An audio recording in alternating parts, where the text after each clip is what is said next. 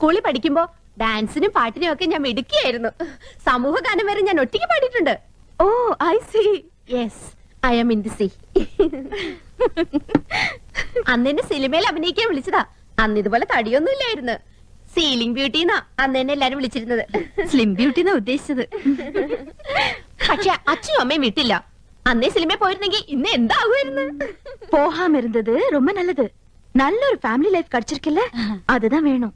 ഒരു സിനിമയിൽ കളിച്ചാ എത്ര രൂപ കിട്ടും? 10 ലക്ഷം വരെ കിട്ടുമെന്നാ നാട്ടുകാര് പറയണേ. அப்படிலாம் ஒண்ணும் இல்ல. ஓகே, உங்களை எல்லாரையும் எனக்கு ரொம்ப பிடிச்சு போச்சு. I like you all very much. ஒரு நாளைக்கு நான் உங்க வீட்டுக்கு வரேன். അയ്യോ, അവര് നമ്മുടെ വീട്ടിലേക്ക് വരുന്നു. ടിവിയും ഫ്രിഡ്ജും കൊന്നു പുറത്തൊക്കെ ഉണ്ടെന്ന് വെച്ച് കാച്ചില്ലേ. ഇനിയിപ്പോ എന്താ ചെയ്യും? என்ன வரக்கூடாதா? അയ്യോ വരണം, തീർച്ചയായും വരണം.